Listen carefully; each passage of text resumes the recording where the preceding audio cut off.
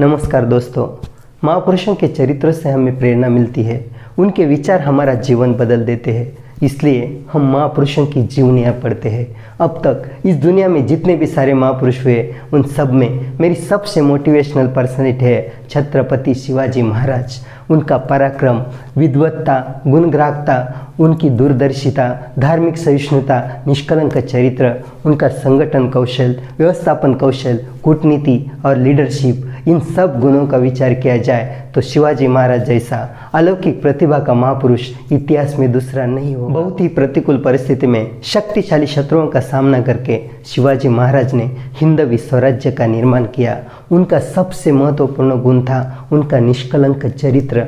वो परस्त्री को माँ के समान इज्जत देते थे और जब भी किसी स्त्री पर अत्याचार होता था तब उस अपराधी को कड़ी से कड़ी सजा देते थे। इसलिए जब रांझे गांव के पाटिल ने उस गांव की एक लड़की पर अत्याचार किया तब शिवाजी महाराज ने उस रांझे गांव के पाटिल के हाथ पैर तोड़ने की सजा दी। ऐसी कड़ी सजा का प्रावधान अगर हमारे भारत में होता तो किसी भी स्त्री पर कोई अत्याचार नहीं होता। उनका दूसरा महत्वपूर्ण गुण था उनका संगठन कौशल। शिवाजी महाराज के लिए और उनके स्वराज्य के लिए उनके साथी जान देने को भी तैयार थे।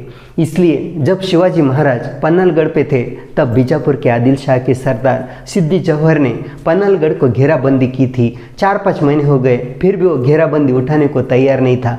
किले पर जो अनाज था वो सब खत्म होने का आ रहा था।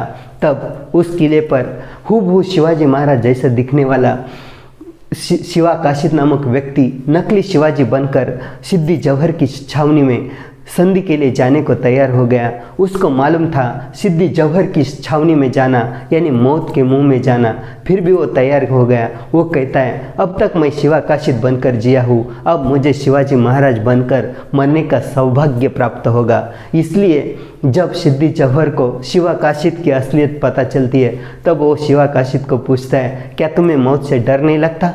तब शिवा काशिद कहता है मैं शिवाजी महाराज के लिए एक बार क्या 1000 बार मरने को तैयार। पन्नालगढ़ से निकलकर शिवाजी महाराज विशालगढ़ की ओर जा रहे थे। जब वो घोड़ नामक दर्रा के पास पहुंचे तब उनको मालूम हुआ कि विशालगढ़ को पहले से ही मुगलों ने घेराबंदी करके रखी है। पीछे से सिद्दी जौहर ने भेजा हुआ सिद्दी मसूद और उसके साथी तेजी से आ रहे थे। आगे भी शत्रु पीछे भी शत्रु, अब क्या करें? तब उनका साथी बाजी प्रभु देशपांडे कहता है महाराज आप कुछ सैनिक लेकर मुगलों की घेराबंदी तोड़कर विशालगढ़ पर चले जाओ, तब तक मैं सिद्दी मसूद के सैन्य को या दर्रा में रोक के रखता हूँ। और जब सिद्दी मसूद का सैन्य उस दर्रा के पास आता है तब बाजी प्रभु और उसके साथी हर हर महादेव का नारा लगाकर शत्रु पर टूट पड़ते हैं। सिद्दी मसूद का सैन्य और बाजी प्रभु के साथियों में घमासान युद्ध होता है। बाजी प्रभु के शरीर से खून की धाराएं बहने लगती है, उसका पूरा शरीर खून से लथपथ होता है, फिर भी वो हटता नहीं। और जब शिवाजी महाराज विशालगढ़ पर पहुंचते हैं, विशालगढ़ से तोपों की आवाज़ आती है, तब बाजी प्रभु कहता है महाराज गढ़ पर पहुंच गए, मेरा जीवन धन्य हो गया, अब मैं चैन से मरता हूँ। बाजी प्रभु के बलिदान से वो गोहड़ दर्रा पावन हो गया और अब वो पावन दर्रा के नाम से जाना जाता है। शिवाजी महाराज का और एक साथी था तानाजी मालुसरे। उसके बेटा रायबा की शादी नज़दीक आई थी, इसलिए अपने बेटे की शादी का निमंत्रण देने के लिए तानाजी शिवाजी महाराज के महल जाता है। तब शिवाजी महाराज उससे बोलते हैं तानाजी तुम्हारे बेटे की शादी के लिए मेरी ढेर सारी शुभकामनाएं, लेकिन मैं शादी को नहीं आ सकता क्योंकि मैं कोंडानी की मुहिम पर स्वयं जा रहा हूँ। तब तानाजी बोलता है मेरे होते हुए आप कोंडानी की मुहिम पर जाएंगे? ऐसा हरगिज नहीं हो सकता। पहले विवाह कोंडानी का, बाद में मेरे रायबा का, और अब वो अपने बेटे रायबा की शादी रोककर कोंडानी की मुहिम पर चला जाता है। वो वहाँ मुगलों का किलेदार उदयभान के साथ उसका घमासान युद्ध होता है। लड़ते लड़ते अचानक उसकी ढाल टूट जाती है और उसको शहीद होना पड़ता है। फिर भी मराठों ने कोंडाना किला तो जीत लिया। तानाजी के मृत्यु की खबर सुनकर शिवाजी महाराज बोलते हैं गढ़ तो हमने ले लिया, पर मेरा सिंह जैसा शूर तानाजी गया, गढ़ आया पर सिंह गया। मुगलों का सरदार दिलेर खान ने पुरंदर किले पर आक्रमण किया था। तब पुरंदर किले का किलेदार था मुरारबाजी देशपांडे। दिलेर खान का सैन्य और मुरारबाजी के सैन्य में घमासान युद्ध हुआ। मुरारबाजी और उसके सैनिक जी जान से लड़ रहे थे।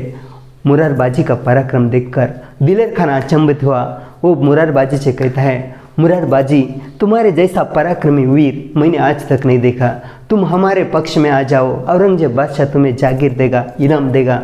तब मुरारबाजी चिल्लाता है, कौन सी जागीर, कौन सा इनाम, हम शिवाजी राजा के आदमी हैं, हमें क्या कमी है, हम जान देंगे मगर तुम्हारे पक्ष में कभी नहीं आएंगे। शिवाजी महाराज के शत्रु बड़े शक्तिशाली थे, लेकिन वो जब शक्ति काम नहीं आती थी तो युक्ति का प्रयोग करते थे। इसलिए अफजल खान का वध, शाइस्ता खां की दुर्दशा और आगरा से पलायन, इन प्रसंगों में उनकी शक्ति कम पड़ी तो उन्होंने वहाँ युक्ति का प्रयोग किया। शिवाजी महाराज को दूसरों के गुणों की परख थी, जिसका जैसा गुण उसको उसी टाइप का वो काम देते थे। इसलिए अफजल खान भेंट के वक्त वो अपने साथ जीवा महला को लेके गए, जो पट्टा चलाने में माहिर था।